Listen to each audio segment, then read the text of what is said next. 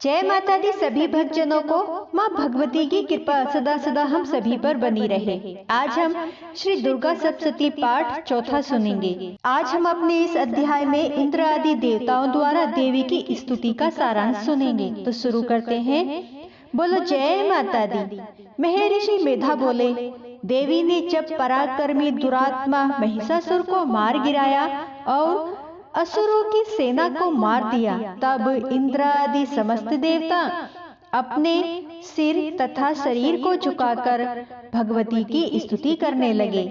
जिस देवी ने अपनी शक्ति से यह जगत व्याप्त किया है और जो संपूर्ण देवताओं तथा महर्षियों की पूजनीय है, उस अंबिका को हम भक्ति पूर्वक नमस्कार करते हैं। वह हम सबका कल्याण करे। जिस अतुल प्रभाव और बल का वर्णन भगवान विष्णु, शंकर और ब्रह्मा जी भी नहीं कर सकते, वही चंडिका देवी इस संसार का पालन करे और अशुभ भय का नाश करे। पुण्य आत्माओं के घरों में तुम स्वयं लक्ष्मी रूप हो और पापियों के घरों में तुम अलक्ष्मी रूप हो और सतकुल में उत्पन्न होने वालों के लिए तुम लज्जा रूप होकर उनके घरों में निवास करती हो।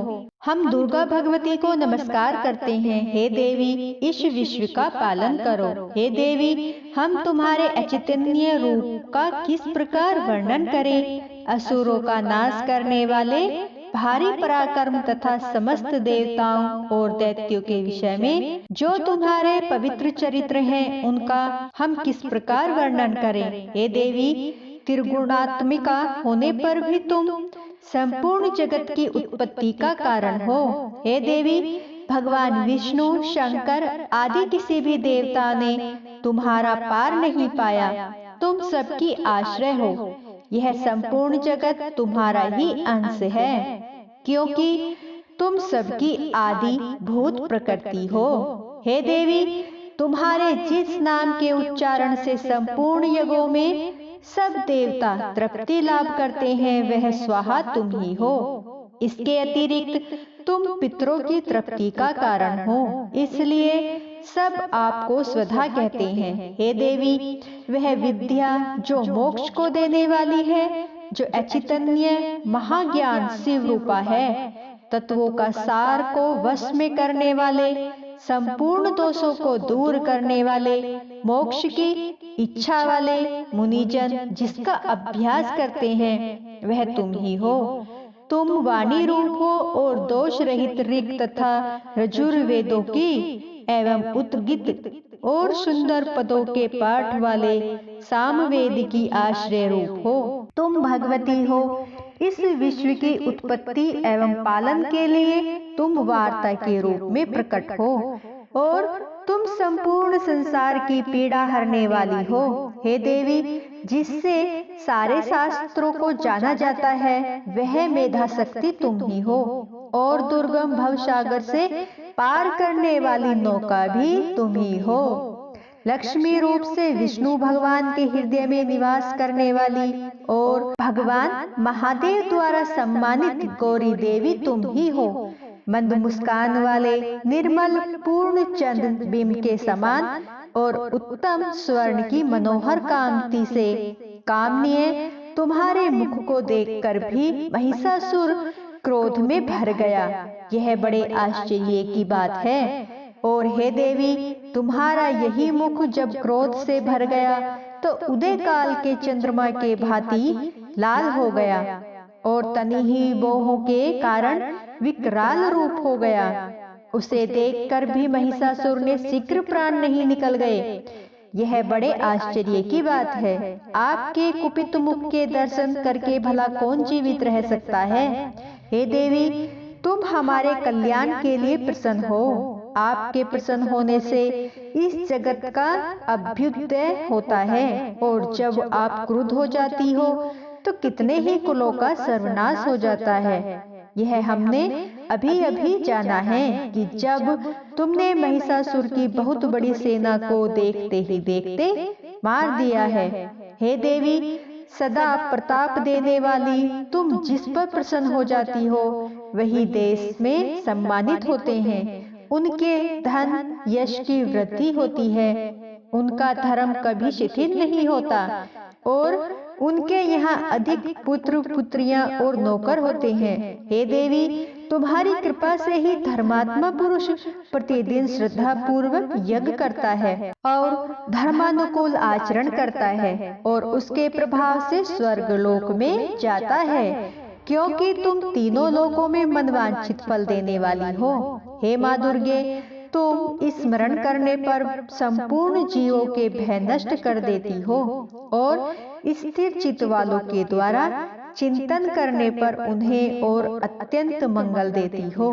हे दारिद्र दुख नाशिनी देवी, तुम्हारे सिवा दूसरा कौन है? तुम्हारा चित्त सदा दूसरों के उपकार में लगा रहता है। हे देवी, तुम शत्रुओं को इसलिए मारती हो कि उनके मरने से दूसरों को सुख मिलता है, वह चाहे नरक में जाने के लिए चिरकाल तक पाप करते रहे हों, किंतु तुम्हारे साथ युद्ध करके सीधे स्वर्ग को जाएं, इसलिए तुम उनका वध करती हो। हे देवी, क्या तुम दृष्टि मात्र से समस्त असुरों को भस्म नहीं कर सकती? अवश्य कर सकती हो, किंतु तुम्हारा शत्रुओं को शस्त्रों के द्वारा मारना इसलिए है कि शस्त्रों के द्वारा मरकर वे स्वर्ग को जाएं। इस तरह से ही देवी, उन शत्रुओं के प्रति भी तुम्हारा विचार उत्तम है। हे देवी, तुम्हारे उग्र खड़ग की चमक से और त्रिशूल की नोक की कांति की किरणों से असुरों की आंखें फूट नहीं गई। उसका कारण यह था कि वे किरणों से शोभायमान तुम्हारे चंद्रमा के समान आनंद प्रदान करने वाले सुंदर मुख को देख रहे थे। हे देवी, तुम्हारा शील बुरे वृतांत को दूर करने वाला है और सबसे अधिक तुम्हारा रूप है, जो न तो कभी चिंतन में आ सकता है और न जिसकी दूसरों से कभी तुलना ही हो सकती है। तुम्हारा बल व पराक्रम शत्रुओं का नाश करने वाला है। इस तरह तुमने शत्रुओं पर भी दया प्रकट की है। हे देवी, तुम्हारे बल की किसके साथ बराबरी की जा सकती है तथा शत्रुओं को भय देने वाला इतना सुंदर रूप भी और किसी का नहीं है। हृदय में कृपा और युद्ध में निष्ठुरता, यह दोनों बातें तीनों लोकों में केवल तुम्ही में देखने में आई हैं। हे माता, युद्ध भूमि में शत्रुओं को मारकर तुमने उन्हें स्वर्ग लोक पहुंचाया है। इस तरह तीनों लोकों की तुमने रक्षा की है तथा उन उन्मत्त असुरों से जो हमें भय था उसको भी तुमने दूर किया है। तुमको हमारा नमस्कार है। हे देवी, तुम शूल तथा खड़ग से हमारी रक्षा करो तथा घंटे की ध्वनि और धनुष की टंकोर से भी हमारी रक्षा करो। हे चंडिके, आप अपने शूल को घुमाकर पूर्व, पश्चिम, उत्तर और दक्षिण दिशा में हमारी रक्षा करो।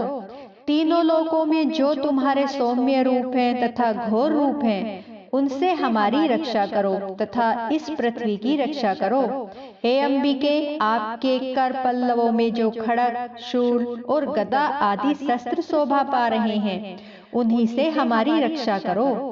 महर्षि बोले कि इस प्रकार जब सब देवताओं ने जगत माता भगवती की स्तुति की और नंदन वन के पुष्पों तथा गंध अनुलेपों द्वारा उनका पूजन किया और फिर सबने मिलकर जब सुगंधित व दिव्य धूपों द्वारा उनको सुगंधित निवेदन की, तब देवी ने प्रसन्न होकर कहा, हे देवताओं, तुम सब मुझसे मनवांछित वर मांगो। देवता बोले, हे भगवती, तुमने हमारा सब कुछ कार्य कर दिया, अब हमारे लिए कुछ भी मांगना बाकी नहीं रहा, क्योंकि तुमने हमारे शत्रु महिषासुर को मार डाला है। हे महेश्वरी, तुम इस पर यदि हमें कोई वर देना चाहती हो तो बस इतना वर दो कि जब जब हम आपका स्मरण करें तब तब आप हमारी विपत्तियों को हरने के लिए हमें दर्शन दिया करो। हे अंबिके, जो कोई भी तुम्हारी स्तुति करे तुम उनको वित्त समृद्धि और वैभव देने के साथ ही उनके धन और स्त्री आदि संपत्ति को बढ़ाओ और सदा हम पर प्रसन्न रहो। महर्षि बोले, हे राजन, देवताओं ने जब जगत के लिए तथा अपने लिए इस प्रकार प्रसन्न किया तो बस तथा अस्तु कहकर देवी अंतर्ध्यान हो गई। हे भूप, जिस प्रकार तीनों लोकों का हित चाहने वाली यह भगवती देवताओं के शरीर से उत्पन्न हुई थी, वह सारा वृतांत मैंने तुझसे कह दिया है। और इसके पश्चात दुष्ट असुरों तथा शुंभ निशुंभ का वध करने और सब लोगों की रक्षा करने के लिए जिस प्रकार गौरी देवी के शरीर से उत्पन्न हुई थी, वह सारा वृतांत मैं यथावत वर्णन करता हूँ। तो बोलो जय माता दी। दोस्तों, आज हमारा ये अध्याय यहीं पर समाप्त होता है। कल हम नई वीडियो के साथ फिर से मिलेंगे। मेरी वीडियो आपको पसंद आई हो तो प्लीज लाइक, सब्सक्राइब, शेयर जरूर करें। बोलो जय माता दी। दोस्तों, कमेंट बॉक्स पर जय माता दी जरूर लिखें।